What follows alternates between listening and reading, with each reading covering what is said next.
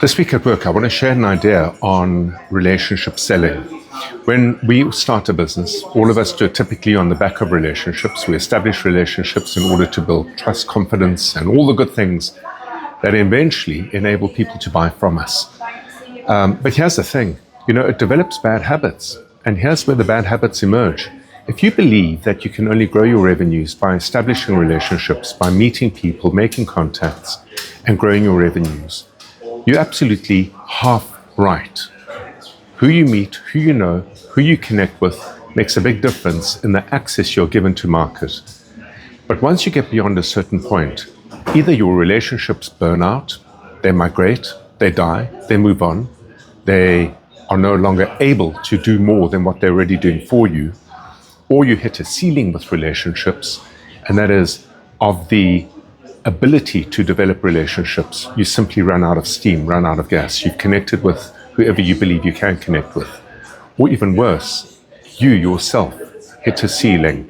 There are only so many hours in a day. And if those hours are completely utilized in building the business you are building, in other words, finding the relationships, engaging with them, bringing them on board, and then servicing them, well then, what does it mean? It very simply means whatever business you have is the business you will have, and that business will depend on relationships. So where does the value lie? Does it lie in the relationships, which means that it lies in you, or does it lie in the business? At some point in time, you have to transcend relationship selling and move into system-based selling. And system-based selling is fundamentally different. It's where you actually define very clearly who it is you want to target, what value you can bring to them.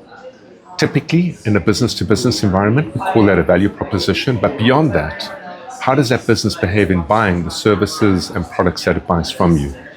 If you understand that, if you position effectively around that, it opens the door for you to engineer a process of lead generation, lead conversion, in other words, marketing and selling, that if built properly as a system, not technology, but activities in a sequence that are measured, and importantly, teachable and delegatable, you can start to bring a team on board to drive the system that drives your sales, as opposed to you relying on relationships, which may or may not support growth beyond where you are.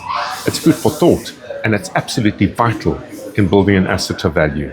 Until next week at work, have an entrepreneurial day.